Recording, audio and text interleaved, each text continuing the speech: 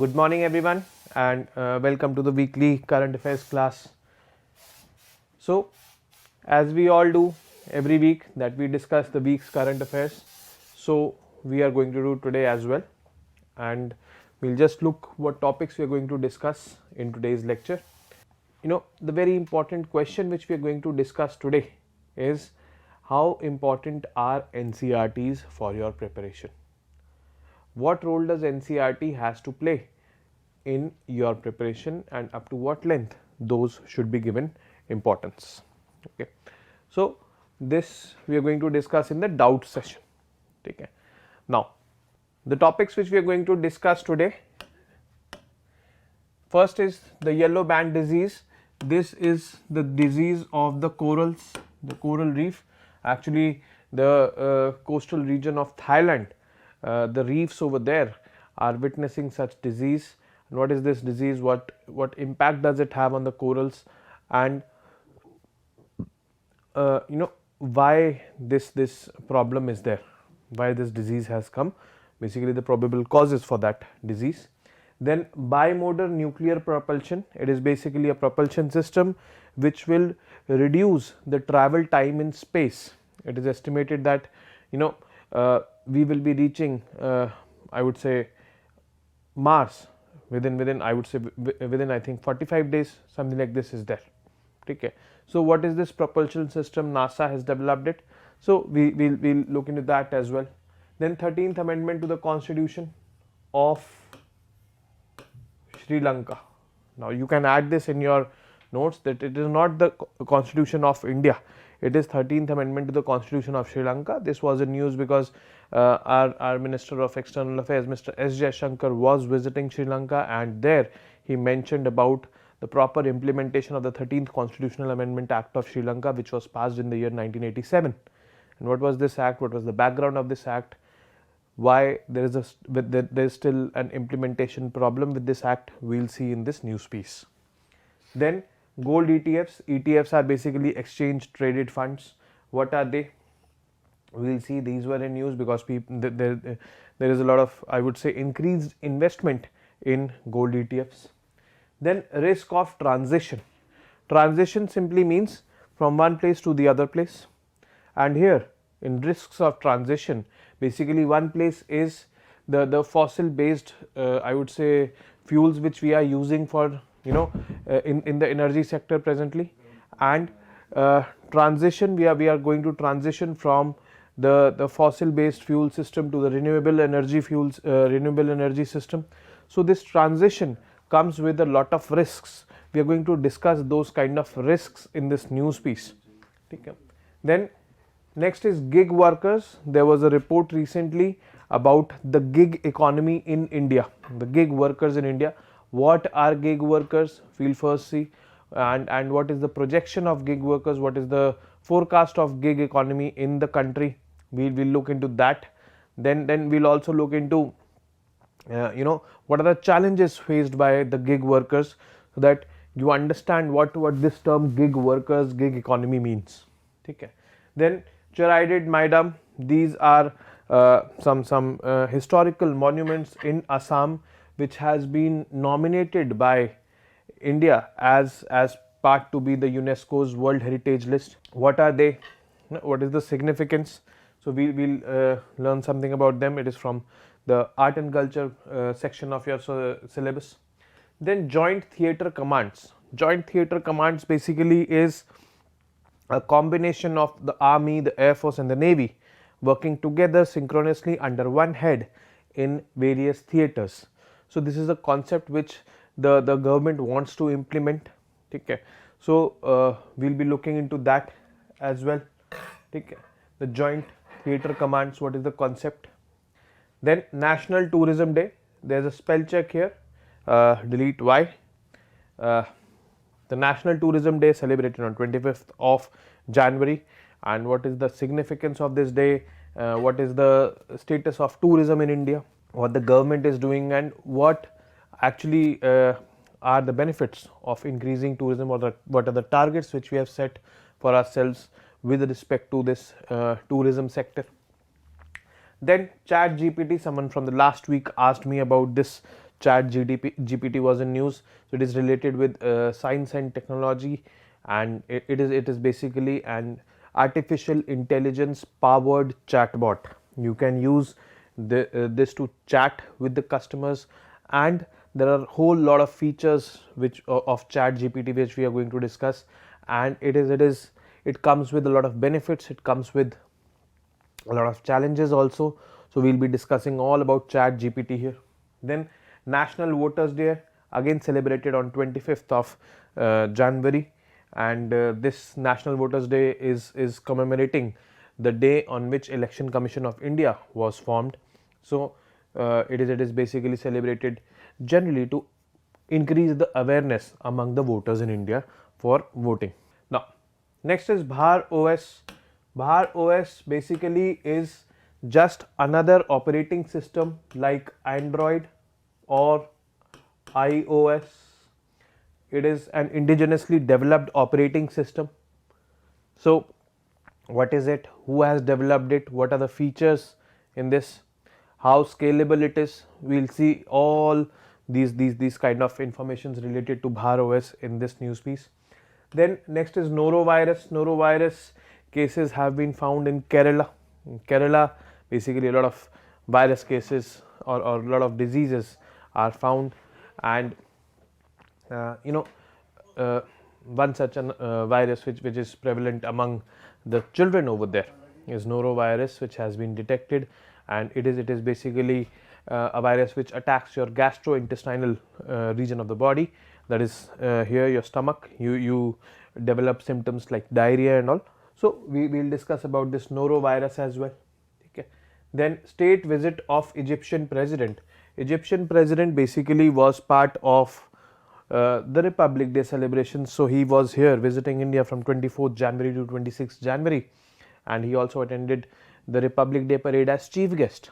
So we'll discuss the significance of his visit. We will discuss the significance of India-Egypt relations here. Okay. What India is planning, what importance does Egypt hold for India. So we'll look into that as well. Then light tank Zorawar.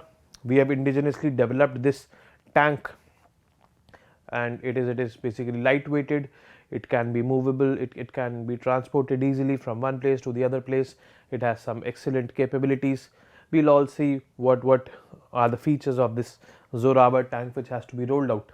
Then olive ridley turtles. These turtles are found in the eastern coast of India, particularly this Odisha and Andhra Pradesh coastlines, and some turtles, around 70 turtles had been photographed by locals who were dead.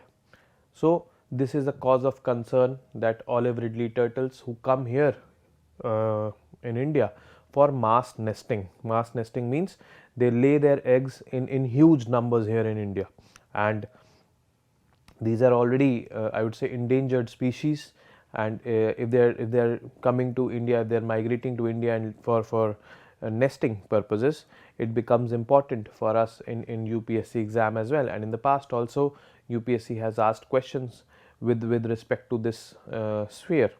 So we will be discussing about the olive ridley turtles as well, and what is the status of these turtles. Then in the end we will be discussing about global gender gap report.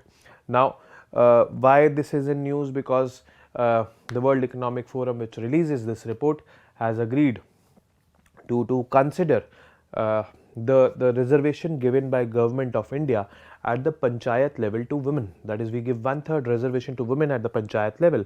Earlier this was not considered by the World Economic Forum in this global gender gap report, and that is why India performed poorly. And now since they have started considering it, maybe we will see India's performance increase, and in this news piece only we will see what was India's performance in the year 2022, what was India's performance in the year 2021, and what is this gender gap index all about, what are the basic, I would say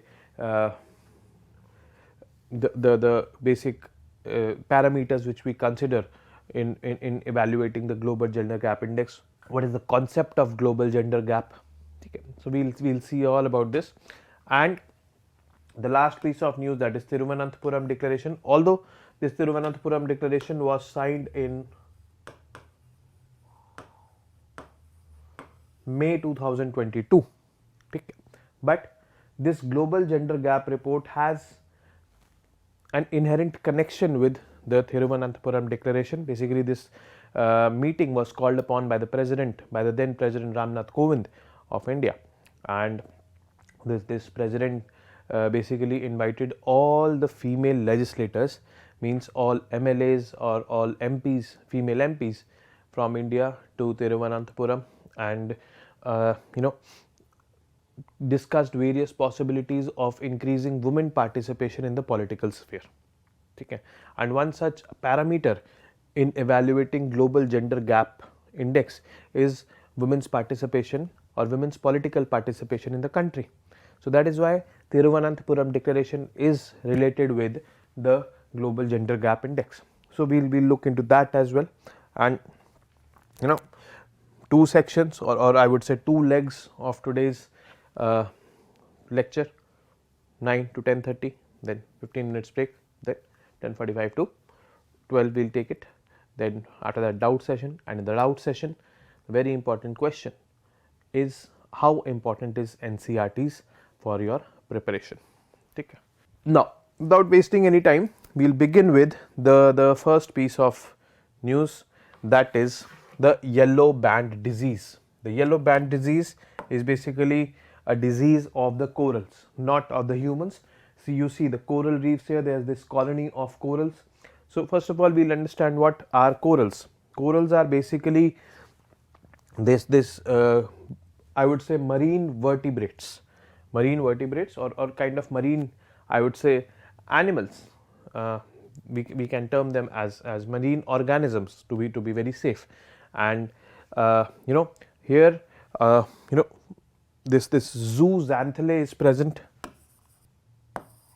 which provides or which helps in photosynthesis. This photosynthesis gives color to the corals. Apart from it, this corals or we see this hard body, the calciferous body or the calcium body, we call it polyp, P-O-L-Y-P, polyp. Basically polyp houses the zooxanthellae. The zooxanthellae are inside the polyps. The zooxanthellae does this photosynthesis which gives color to the polyps, and the polyps in turn create a protective mechanism for zooxanthellae. The zooxanthellae does photosynthesis and provides color to the polyp, provides food to the polyp. Polyp in return protects the zooxanthellae. There is a protective medium created by the polyp for the zooxanthellae to be housed in.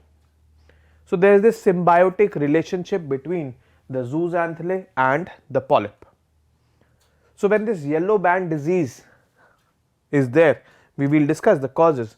This symbiotic relationship is affected, it is destroyed, it is cut off, and since this this symbiotic relationship is cut off, the zooxanthellae will not be able to do photosynthesis to provide food to the polyp, and hence the polyp will eventually die because the polyp is not getting food. Okay.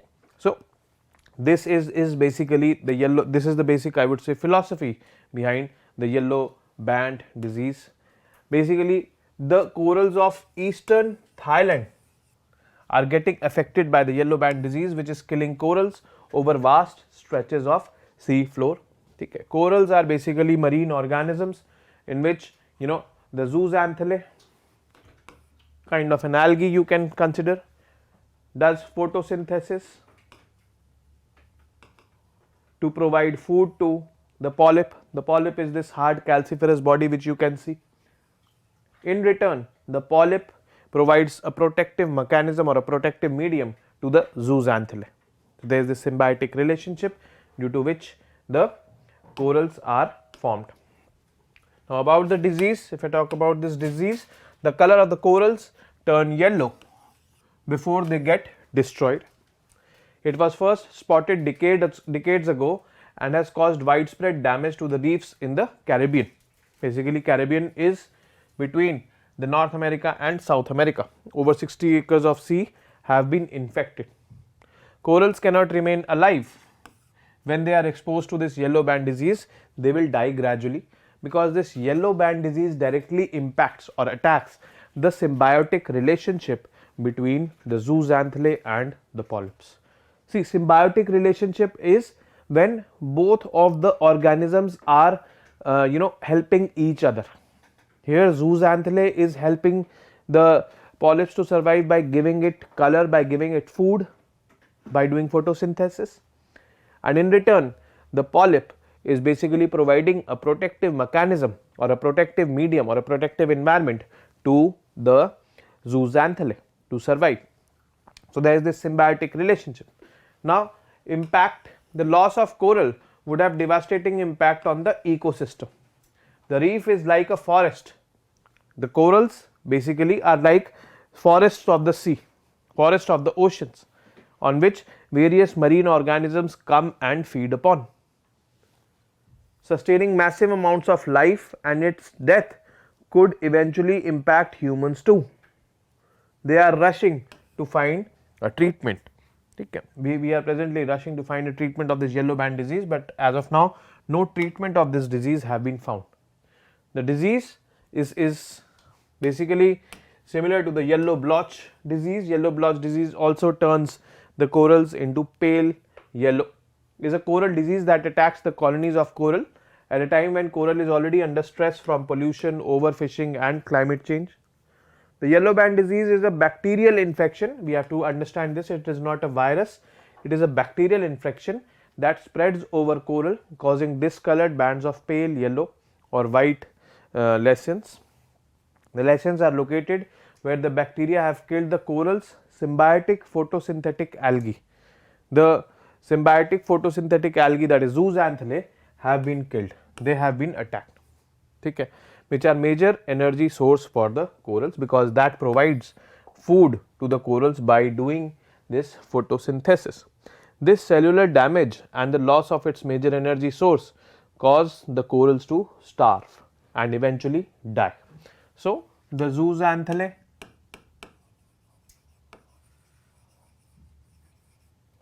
the polyp, this is the algae which does this photosynthesis, which provides food to the polyp. Polyp provides it protective medium. This yellow band disease has attacked the zooxanthellae, and zooxanthellae has been killed, eventually destroying or disturbing this symbiotic relationship, because once zooxanthellae is not there, photosynthesis will not be done and food will not be provided to the polyp. Polyp will eventually die, the algae will die. Now, bimodal nuclear propulsion. When I talk about this bimodal nuclear propulsion, a part of NASA Innovative Advanced Concepts NIAC program for 2023, NASA selected a bimodal nuclear propulsion concept for phase 1 development. It has been selected for phase 1 development, and NASA is going to develop this bimodal nuclear production or propulsion, which could reduce the transit time to Mars in just 45 days. Means we can reach Mars in 45 days only from the Earth. Okay. Presently we I think are taking around I would say 4 to 5 months, if I am not wrong.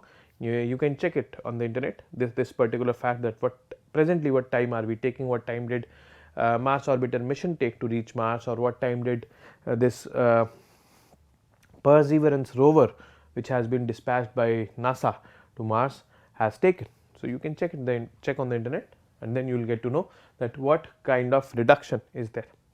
But anyways, about this bipolar nuclear propulsion or bimodal nuclear propulsion. The bimodal nuclear propulsion is a two-part system that includes nuclear thermal and nuclear electric propulsion. It is not bipolar, it is bimodal. Do a correction over here. Okay. Basically, two-part system that includes nuclear thermal and nuclear electric propulsion. Nuclear thermal means by using nuclear fuels we will generate heat. Thermal is related to the heat produced by nuclear reactions, and nuclear electric propulsion is basically we will generate electricity by using nuclear fuel, and that electricity will be helpful in the propulsion system. Okay. So, this is basically the concept behind the bimodal nuclear propulsion. How will it work? The nuclear thermal system includes a nuclear reactor that will heat liquid hydrogen LH2. Okay. Propellant, it is a propellant, basically propellants are fuels, okay, and turn it into ionized hydrogen gas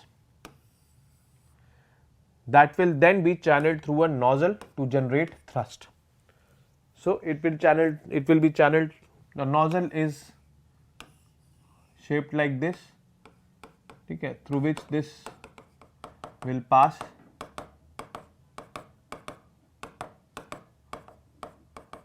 and the rocket will go up. Then the nuclear electric propulsion, the second kind, depends on the nuclear reactor to provide electricity to a Hall effect thruster or ion engine, which will generate an electromagnetic field that will ionize and accelerate an inert gas to create thrust. Basically here in the second stage, this nuclear electric propulsion, this will use the nuclear fuel to generate electricity, and that electricity will go to ionizing basically inert gases, which will act as fuel. That ionized gas is acting as a fuel. Okay. So, that will help in propulsion of the rocket. Okay. So, bimodal, why? Because first mode is this, second mode is this. First mode is nuclear thermal system, second mode is nuclear electric propulsion, in which in the first we are using the nuclear fuel to generate heat, and that heat is basically used to ionize liquid hydrogen. Here we are using nuclear fuel to generate electricity in the second mode, and that electricity is basically ionizing various inert gases. Okay. So, that will happen in this bimodal. Advantages: fuel efficiency, a higher specific impulse rating and unlimited energy density. We will be saving on a lot of fuel, because this nuclear fuel, I would say, this much will do this much of work. So, we do not need to worry about it, and the speed will also increase. So, it is a win-win situation. The fuel consumed will be less, the speeds will be high. The fuel being used is the nuclear fuel over here. Piece of news is basically the 13th amendment of the Constitution of Sri Lanka. Now, you might be wondering that why we are reading about the Constitutional Amendment Act of Sri Lanka. How important is it to us?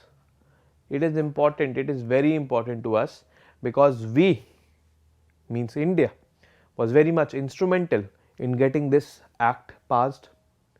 We, India, were given the responsibility by the government of Sri Lanka to implement this act, this amendment act there in Sri Lanka. Why we were given the responsibility? I will just explain a story abhi, okay, and about Sri Lanka, what happened there. Then, what is the major issue presently? This amendment act was passed way back in the year 1987, but still it has not been implemented, I would say, justifiably. And our Minister of External Affairs was visiting Sri Lanka and expressed India's considered view with Sri Lankan President that the full implementation of the 13th amendment was critical for power devolution. What is this power devolution? Why is it critical? We will just see in the form of a story abhi. This is India, this is Sri Lanka. Just pardon my drawing, but yeah, it is I think very much symbolic to understand that this is Sri Lanka, this is India. Now, Sri Lanka's ancient society was largely, the people living in the jungles over there, okay, and it was Ashoka the Great who basically sent his children, Mahinda and I think her name was Sanghamitra was her name. Okay. So, Mahinda and Sanghamitra, the children of Ashoka the Great, 297 BC, 300 BC around, they went to Sri Lanka to spread Buddhism. They were successful in spreading Buddhism, and a lot of people, a lot of, I would say, inhabitants of Sri Lanka at that time who were living in the jungles, they converted to Buddhism. They converted to Buddhism, and they started speaking a language, which language came to be known as the Sinhalese. And this community, the Buddhist community, are known as the Sinhala community of Sri Lanka. The Sinhalese or the Sinhala community, they consider themselves original inhabitants of Sri Lanka, because I am talking about BC. At that time they were living there. Then in the 19th century, when the Britishers were here in India, they were there in Sri Lanka as well. Sri Lanka was also a colony of the Britishers. Sri Lanka received a lot of, I would say, laborers from Tamil Nadu, and these laborers were taken by no one other than the Britishers. There were a lot of, I would say, Sri Lanka has a lot of potential of plantation farming like tea, rubber, coffee, spices.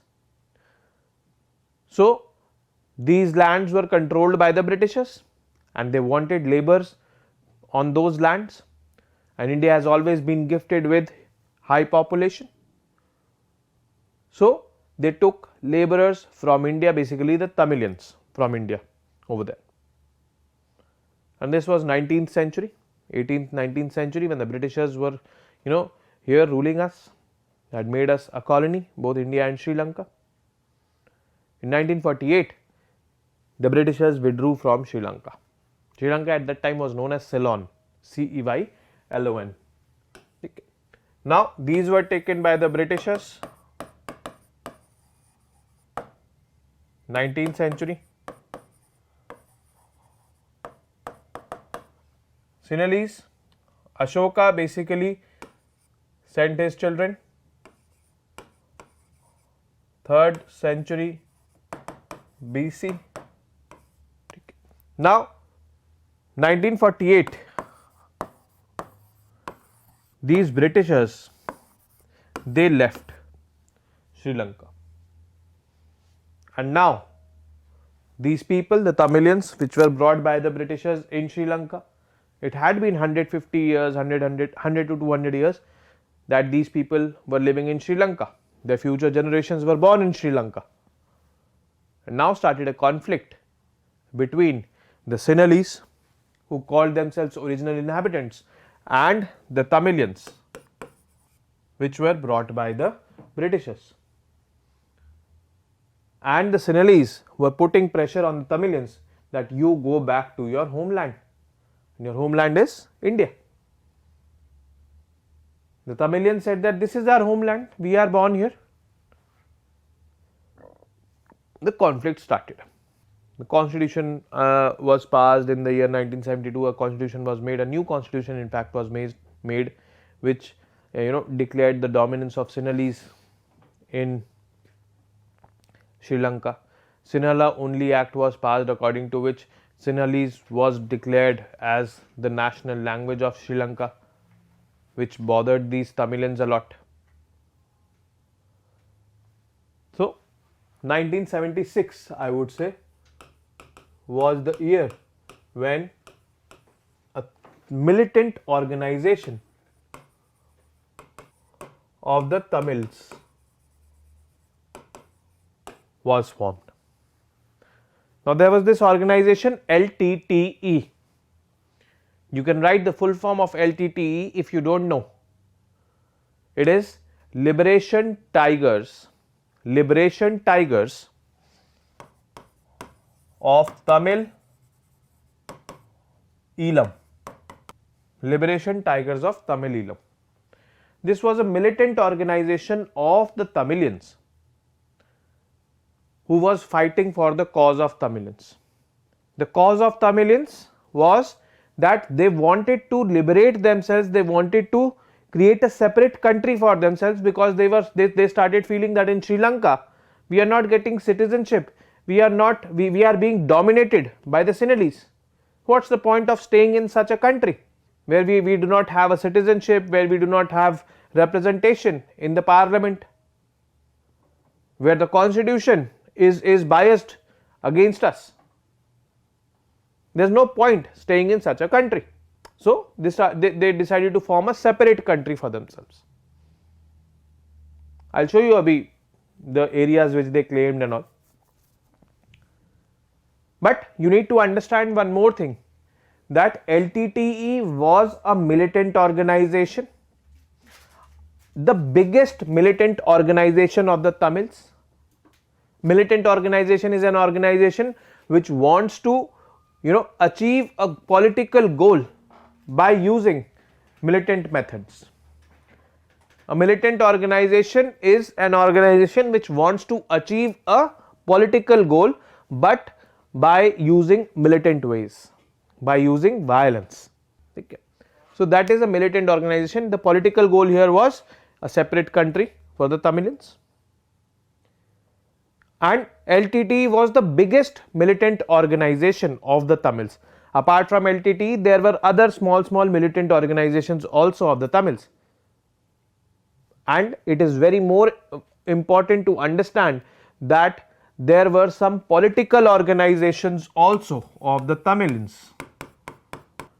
These political organizations of the Tamilians were wanting to find a political solution to the problem, by negotiating with the government of Sri Lanka, which was dominated obviously by the Sinhalese. They were not wanting to establish violence like LTTE was wanting. Okay. One such political organization was EPRLF.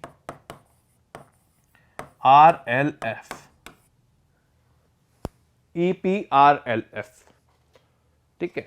So, you can write the full form of EPRLF. Elam's People's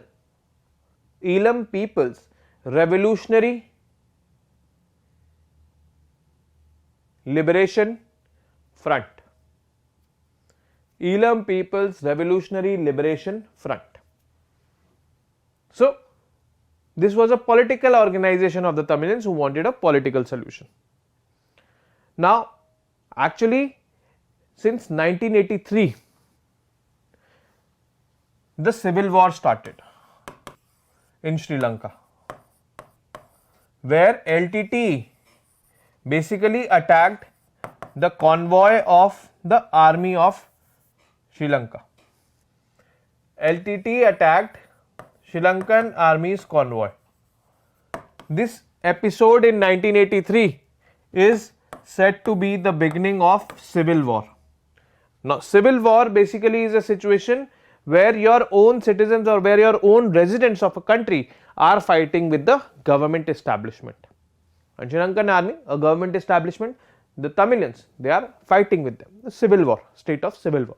So, this was the beginning of this civil war, and it kept on turning ugly, and it reached its height in 1986-87, and eventually in 1986-87 the government of India intervened. Why government of India had to intervene? Because the Tamilians here in India, they were putting pressure on the government, the central government, that our brothers and sisters are suffering in Sri Lanka. Their brothers and sisters, the Tamilians, they are suffering in Sri Lanka. So, you do something for them. And India was a dominant force or a dominant player in this region, that is the South Asian region. And India also had this philosophy of being a big brother to other small countries who were younger brothers. So, if there is a problem in younger brother's house, you being the big brother, you have to sort it out. So, due to which Indian government intervened and successfully negotiated with the government of Sri Lanka, the Sinhalese dominant government of Sri Lanka, to make this northern region of Sri Lanka, where the Tamilians were, basically this region is where the Tamilians were. I'll show it to you through the map. Basically, this pink portion which you are seeing in Sri Lanka is where the Tamilians were, and this portion the Tamilians were wanting to make a separate country. But there was a solution which was sought by India, or which was, I would say, brokered by India, and which was accepted by both the Tamilians as well as the Sri Lankan government. And the solution was that make this area of the Tamilians an autonomous region. Autonomous means they will have the power to make their own laws, to implement them.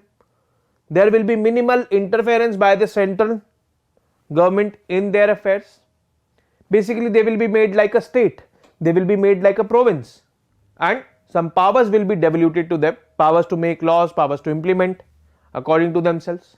So, the Tamilians, whether the political factions of the Tamilians or the militant factions, they both agreed to this solution. Chalo, separate country na sahi, we will settle with this autonomous region. Even the LTTE agreed that autonomous region or autonomous status we will get. Chalo ji. Then the government of Sri Lanka passed this 13th Constitutional Amendment Act, which amended their constitution and which made this region an autonomous region of the Tamils. What kind of powers were devoluted to them, all was mentioned in that particular amendment. The Sri Lankan government requested the government of India, theek hai, 13th Amendment Act has been passed. We are requesting you to help us implement this act. Help us implement this act. The government of India said, okay, not a problem. The government of India basically launched Operation Part-1 and dispatched an armed force named Indian Peacekeeping Force. An Indian peacekeeping force which comprised of Indian personals from the Indian Army, from Central Armed Police Forces like ITBP, CRPF. They were all combined into this army and or in this battalion called as Indian Peacekeeping Force, which was dispatched to Sri Lanka. And the aim of this Operation Part-1 or the Indian Peacekeeping Force was to successfully and peacefully implement the 13th Constitutional Amendment Act. ठीक है जी, these people were deployed over there. Now, according to the 13th Constitutional Amendment Act, there had to be a regional council. Regional council is just like a legislative assembly we have in the states, where that body will be chosen by the people, that body will be making laws, that body will be implementing those laws. So, in Sri Lanka it was called as regional council. So, it was decided that the chief administrative officer of this regional council will be from EPRLF, the political organization that was representing the Tamils in Sri Lanka. LTTE deferred on this. LTTE said no, the chief administrative officer will be from LTTE. Indian Peacekeeping Force obviously was representing Government of India's viewpoint. Now, Government of India's viewpoint was that the Chief Administrative Officer will be from EPRLF, but LTT said no, our person will be the Chief Administrative Officer, to which the Government of India disagreed. And now, the fighting or the conflict was between IPKF and LTTE. The Indian forces versus LTT. The Indian forces, this IPKF, was successful in neutralizing many of the top hierarchy members of LTTE. The leader Prabhakaran, although was not neutralized, there were rumors that he has been killed, but he was not neutralized. He was not killed. Neutralized means killing. So, conflict was there. The fighting started between IPKF and LTTE. and it turned ugly. Many members of the top hierarchy of LTTE were killed by IPKF, and eventually in 1989 IPKF was called back by Government of India. IPKF was sent in 1987 when the 13th Constitutional Amendment Act was passed, called back in 1989. Operation Pawan was a failure. Operation Pawan was a failure because the objective of Operation Pawan, which was to peacefully implement the 13th Constitutional Amendment Act, was not achieved. 1989 IPKF called back. 1991 Rajiv Gandhi was campaigning for the general elections and he was visiting a constituency in South India where he was assassinated by the members of LTTE. He was garlanded and suicide bombers from LTTE, they blew up themselves and blew him up as well. And this was the first time where plastic bombs were used, which were not able to be detected under metal detectors. So this Operation Pawan or dispatching IPKF was a big loss to India. And I was hearing to a speech being delivered by S. Shankar way back in 2019-20, and that speech was about India's I would say history of foreign policy or India's history of foreign relations. Now in that story he termed this incident as a misadventure of IPKF. We sent IPKF, obviously the intentions were very good, but that turned out to be a misadventure for us, in which we had to give up on, I would say, a very valuable leader like Rajiv Gandhi. The civil war continued, but yes, since the top hierarchy was lost to a certain extent, the intensity of civil war decreased, and finally in 2009 Mahinda Rajapakse was the president of Sri Lanka at that time.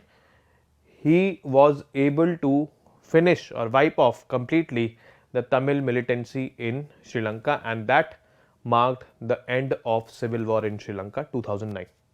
But yes, after in the 1990s, 2000s, the intensity of civil war was very less as compared to the intensity of civil war in the 1980s. So now coming back to our topic, this was the story which I wanted to tell you.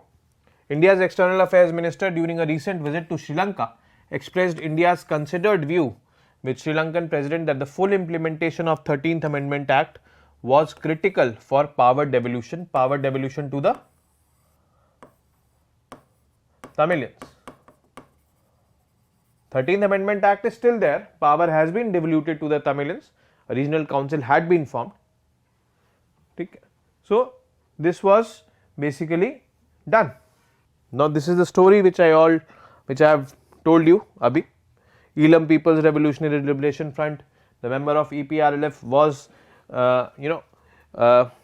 to become the chief administrative officer, which was rejected by LTT. Then the conflict now was between Indian Peacekeeping Force and LTT, because Indian Peacekeeping Force rejected this demand of LTT that their person will be the chief administrative officer.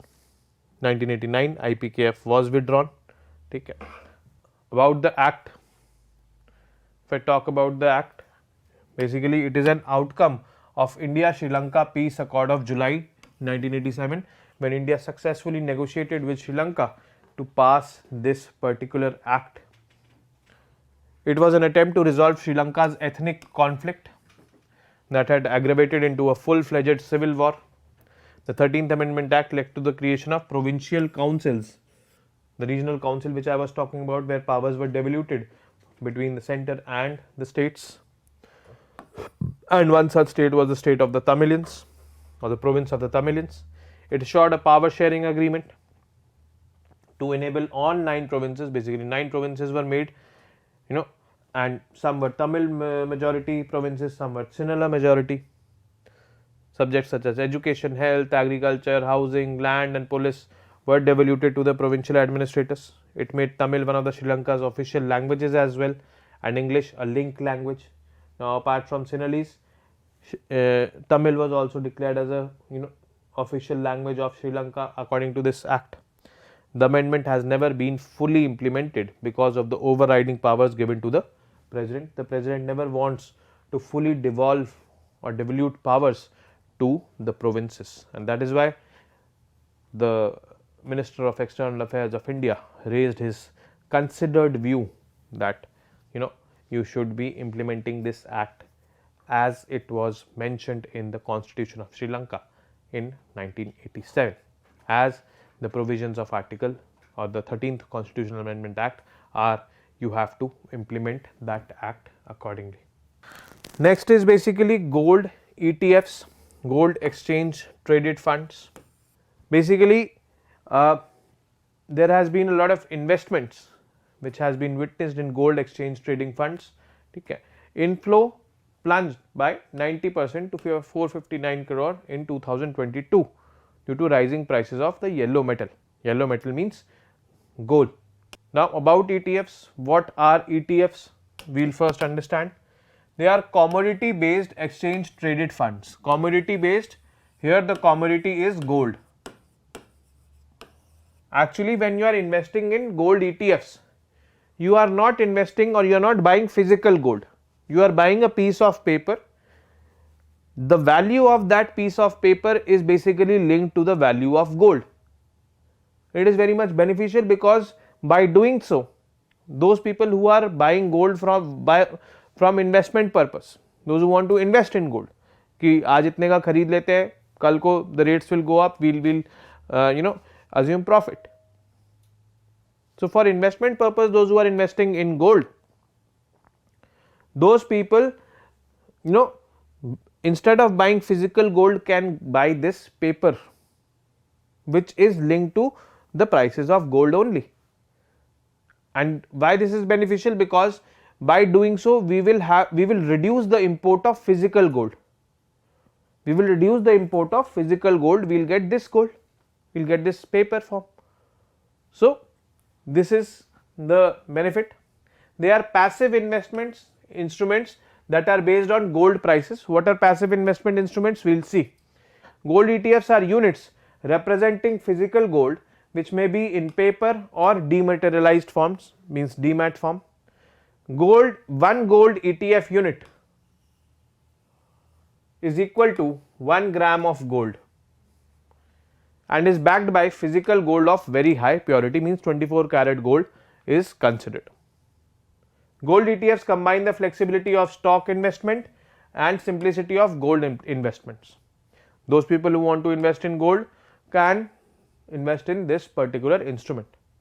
They are listed and traded on the National Stock Exchange, the Bombay Stock Exchange, like a stock of any company. It can be bought and sold continuously at market prices. There is complete transparency on the holdings of gold ETF due to its direct gold pricing. It cannot be like, the prices cannot be manipulated. ETFs have much lower expenses as compared to physical gold investments, because when you buy physical gold, you have to store that physical gold also, and let's suppose you are storing it in a locker, so you will have to pay the locker expenses and all. So, this reduces that cost also for the investor. So, what is ETF? ETF is a collection of investments such as equities or bonds. Equities are shares, bonds are basically loans, kind of. When any entity, when any company wants investment, wants to raise money, there are two ways. First is it can roll out equity. Equity means the company is rolling out its shares and inviting investments from the common people. You come and buy my shares, become a shareholder in my company grows, you grow, my company falls, you fall.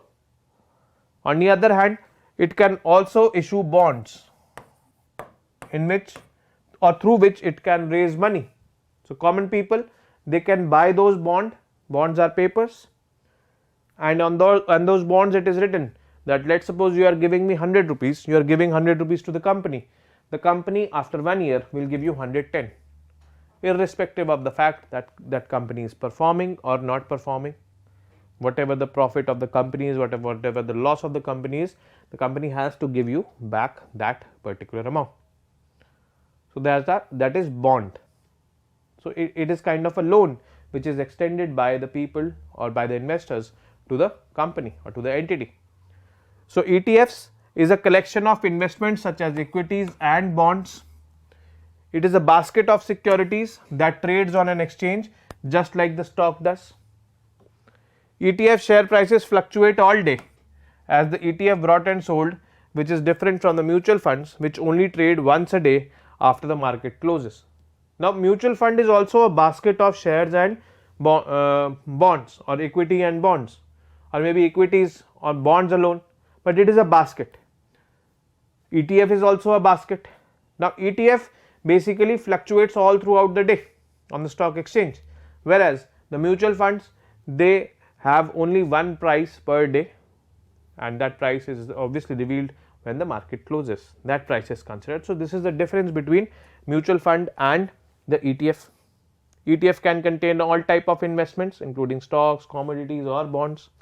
They have cheaper fees than other type of funds. Now what is passive investment? It is an investment strategy where investors buy securities that mirror stock market indexes and hold them long term. Long term is hold. First is long term in passive investment, and second is they are indexed or they are mirroring any, I would say, stock market. Like here it is mirroring the stock market or the commodity market of gold. Whatever the prices of gold is there, that ETP or this ETF will have that price. It is a strategy that focuses on replicating the index performance as opposed to daily buying and selling. Since it is long term, so it reflects that passive investing seeks to avoid the management fees and high transaction costs. Okay. So this is basically passive investment. Now next is the risk of transitions. Next piece of news which we are going to discuss is the risk of transitions. Now transition basically means change. Okay. And what kind of change we are talking about? We are talking about this change which from I would say fossil based energy sources to renewable energy sources. Now presently if I talk about around 60%, 60 to 70% of India's electricity generation presently is by coal. Coal is a fossil based fuel, and we target by 2030 that 50% of our electricity is to be produced from non-fossil based fuel. So this transition in which fossil based fuel energy sources will reduce and they will be replaced by the non-fossil fuel based sources. Non-fossil fuel based sources can be solar energy, wind energy, tidal energy, even nuclear energy, hydroelectric power, in which fossil fuels are not burnt. Fossil fuels are like coal, petroleum and all, they are not burnt to produce energy. So this transition from fossil based energy systems to non-fossil based energy system, it comes with a lot of risks. Obviously it is beneficial. You are transitioning to a clean environment, you are transitioning to a clean fuel, but there are some risks also attached with it.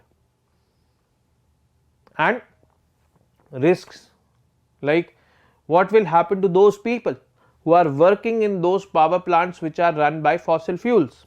Then what will happen to those loans which have been disbursed to those companies who are using fossil based fuels to generate energy?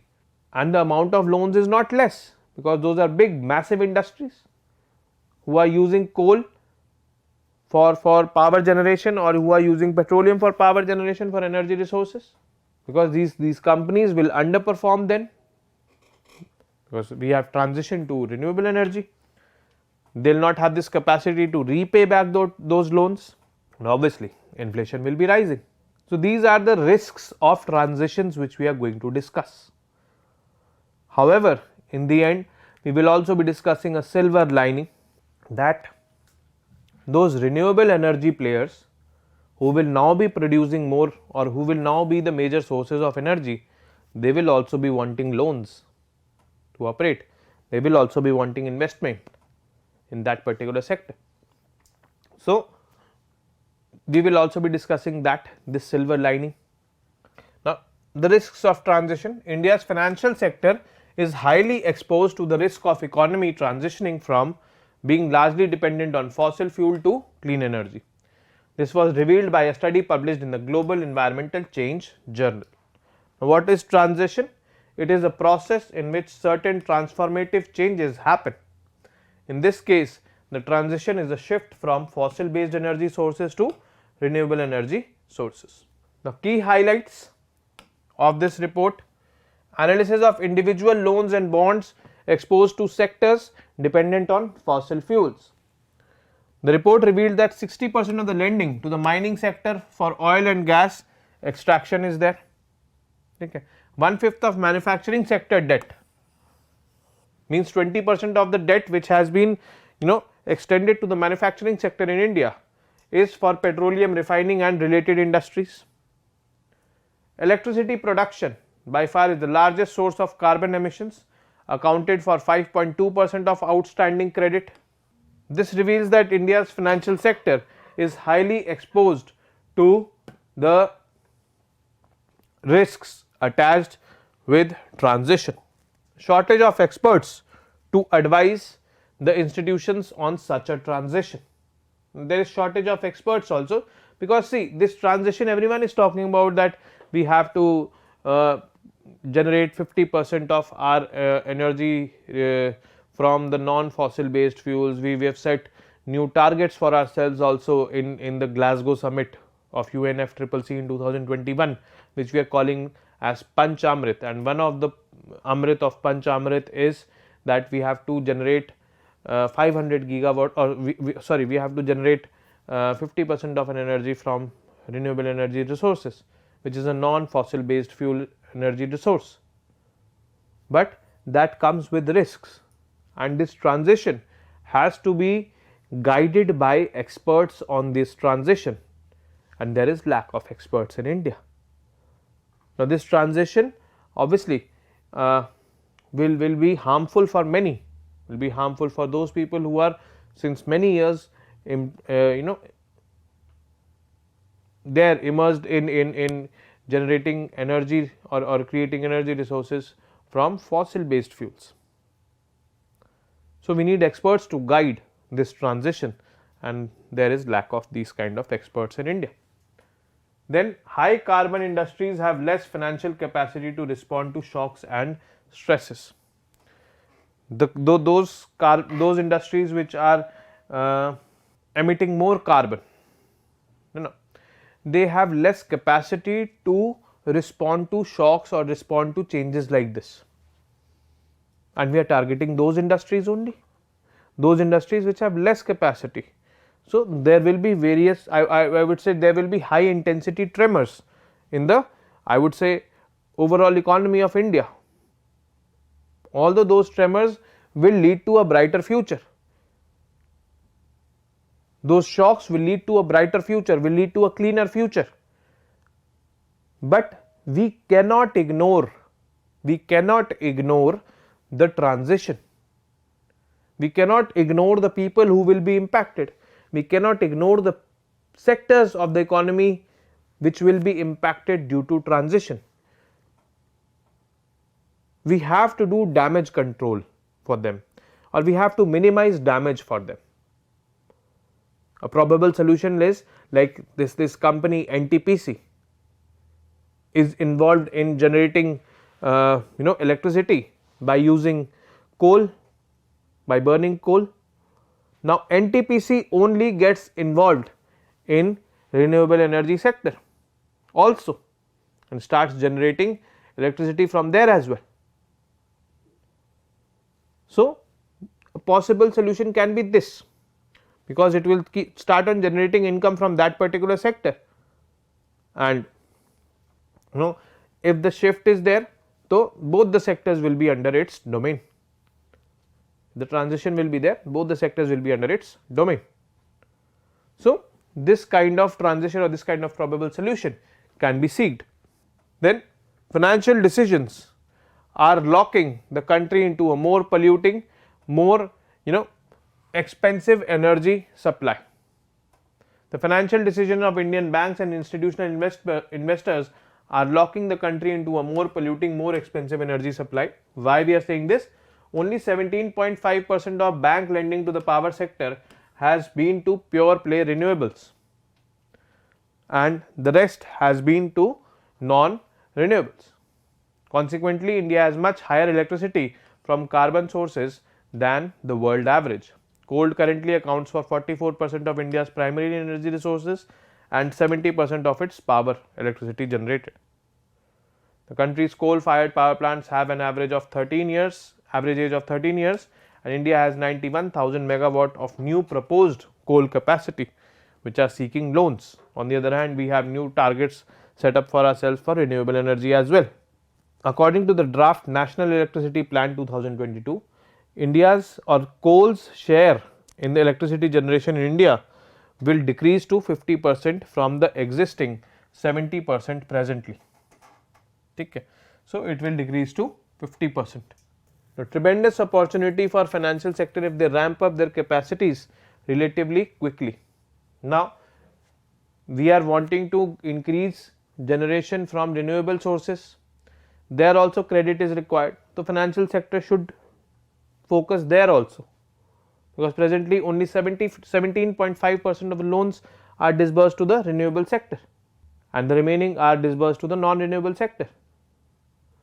So, since we are targeting increased production over there or increased focus over there, so the financial institutions also have this opportunity, golden opportunity to look towards it, the renewable energy sector, and that financial sector also can minimize its losses which are going to happen due to transition. So, this is the golden opportunity, or this is the silver lining which I was discussing about. Now, next piece of news is basically the gig workers. The gig workers, who are the gig workers, what is the gig economy, we need to understand that. But before that, why was this in news? We will see. In a report titled India's booming gig and platform economy, Niti Aayog has projected that the gig workforce in India may hit 23.5 million in financial year 30. Means the gig workforce, the people who are employed in gig economy, will be 23.5 million. What is gig economy? It is defined by a market which is based on a fixed term contract that is paid per project by a company, third party or online marketplace. Means the employers are not permanent employees, they are not permanent employees of the company, they get paid per project, they are kind of freelancers. Like for example, Zomato, Swiggy, every one of you might be knowing it. So, the people who are coming to deliver food to you,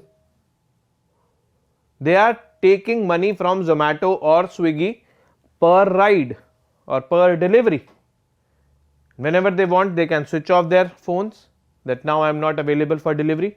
Whenever they want, they can switch on their phones. Those people are called as gig workers. Okay. And it helps the company also, because the company does not have to pay them full time. The company can pay them on delivery basis, that is they are kind of freelancers. That is gig economy, gig workers. And in this report of Niti Aayog, by 2030 in India there will be 23.5 million gig workers. They are paid per project. A gig worker is a person who performs work or participates in a work arrangement and earns from such activities outside of the traditional employer-employee relationship. The traditional employer-employee relationship, monthly salary you get, and whatever work has been assigned to you, you have to do that, no matter less, no matter more. At least in India it is the case. So, that is the traditional employer-employee, I would say, relation. Now, types of gig workers. First is platform gig workers. those gig workers who are attached with a technical platform or a technological platform like Ola, Uber, Zomato, Swiggy. There is this technical platform and everything is operated from that platform. And on the other hand, we have non-platform gig workers. Non-platform gig workers means those people who are not there on or listed on a platform. Like for example, you want to do shifting of your house, okay, or you want to do some repair work for you, some I would say construction work in your house, a minor damage has occurred. So what you will do? You will go to a place where you find labor. There is always a chalk or a place where all these laborers are there. You bring them, you show them the work. Acha, for this work the laborer will say that I will charge this much. Okay, you pay them, they do the work, they will go. Then again stand on that particular place. They know that people will come here, they will take us if they seek for some work. They do not have any platform listed, a technical platform on which, you know, if I require, I will open that platform, I will order someone or I will order work for someone and then someone will come. Those are non-platform gig workers. Highly unorganized sector, non-platform. Platform is kind of, I would say somewhat better, very much better. And when we talk about gig economy, our preference is platformed gig economy, where technical platforms are there to provide work to the gig workers. That will be more secure for them, that will be more stable for them, the gig workers, and that will be more beneficial for the gig economy as well.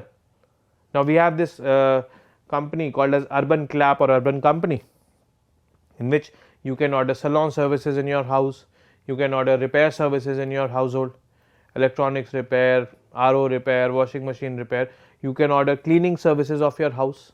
That is a platformed gig economy. But on the other hand, if I want to, you know, if I call the local electrician, bhaiya aakar jara RO theek kar do ya aakar ye light theek kar do, that is non-platform gig economy. Okay, so there is this difference. Now with 500 million labor force, India has already emerged as one of the world's largest countries of gig workforce due to pandemic and rising factors like urbanization, access to internet, digital technologies and smartphones in India, startup culture, freelancing platforms, etc., etc. Now benefits of gig economy: for the consumers, it is beneficial because cheaper goods and services they get access to. Okay. Then for the workers, flexible working hours with remote working options they get, can work for 2 or more companies at the same time, like there are many drivers who are working for Ola as well as for Uber also. Okay. Can develop interest as a career if they feel like. Then for businesses who are hiring those gig workers, cheaper employee cost, overhead cost, easily scalable as per demand. Business अच्छा चल रहा है, demand है, बढ़ा दो, नहीं चल रहा, घटा दो, मना कर दो. You don't have to do layoffs and all. There's no this kind of moral pressure also on you, and you have to pay them irrespective of the fact that your company is performing or not. If they are doing the work, whatever work they are doing, you are earning from that work, you are giving them. It is simple as that. Then greater diversity at workplace, leading to more creativity, because more and more people will be attached with you. It will create or it will generate more creativity at workplace. Again, crucial. This is the benefit for them. Now findings in the report: workforce numbers 2021, 77 lakh workers, and it is expected 2.3 crore workers or 23.5 million workers by 2030. Platformization of work: we know what platform gig workers are. Higher employment elasticity of gig workers shows their growing demand, indicating platformization of non-gig work to gig work. Now high potential industries for gig workers like construction, manufacturing, retail. Here this is non-platformized presently, but it can be platformized in the future. Maybe some startup comes up with this, or maybe urban company also starts, you know, employing masons. If you want to do any construction work in your house, you can do that from, or you can order that from urban company. Now, skill level of gig workforce, presently 47% of the gig workforce is in medium skilled jobs, about 22% in high skilled, and about 31% in low skilled jobs. Now, skill polarization, the report draws attention to skill polarization as the trend shows gradual decline in concentration of workers in medium skills, while that of the low skilled and high skilled is increasing. So, this is basically the now issues faced by gig workers. There are certain issues also which have been faced by the gig workers, and these issues: lack of job security. Obviously their job is not secure. Project है, काम है, तो पैसा आएगा, else नहीं आएगा. It is not secure. Uncertainty of income and work is also there. Limited access to internet and digital technology in places, if it is there. In those places, platform gig economy will not be able to perform or will not be able to work.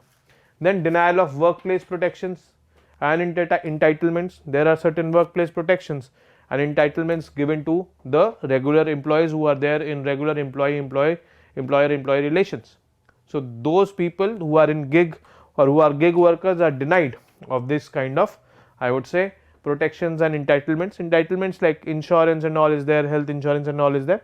These kind of gig workers do not get this particular benefit. Stress due to pressure from algorithmic management practices, like for example, the Zomato delivery guy or the Uber wale bhaiya or the Ola wale bhaiya will say कि भैया rating दे देना, and their income, their performances or their income will be highly dependent upon those rating system, which is algorithmic, which is technical. By chance, if a person is hard working and he or she gets low rating by anyone, then it affects your income, it affects your work. So, this is actually one of the challenges. Now, suggestions by Niti Aayog in this regard: increase platformization. As I told you that the government will be looking to increase platformization, because in platformization there is a lot of transparency, there is a lot of stability as compared to non-platformized gig economy, and the government has accepted that there will be gig economy. It is beneficial for customers, it is beneficial for the workers, it is beneficial for the companies also. It is a win-win situation. So, it is better that more and more platformized gig economy is there as compared to non-platformized. Now, accelerate financial inclusion. Financial inclusion means those gig workers should be given insurance, should be given access to credit and all also, like the traditional the traditional employees are getting. Accelerate social benefits inclusion as well. These kind of benefits which I just talked about are social inclusion benefits. Skill development. Pursue ends or outcome based platform led models of skilling and job creation development of youth. This is basically suggested by Niti Aayog that this skill development should be there. Then universal social security coverage should be there, and research and development in platform economies should be there in case of gig workers. Now, we take a break, and after the break we meet and we complete the rest of the topics which are left. Okay.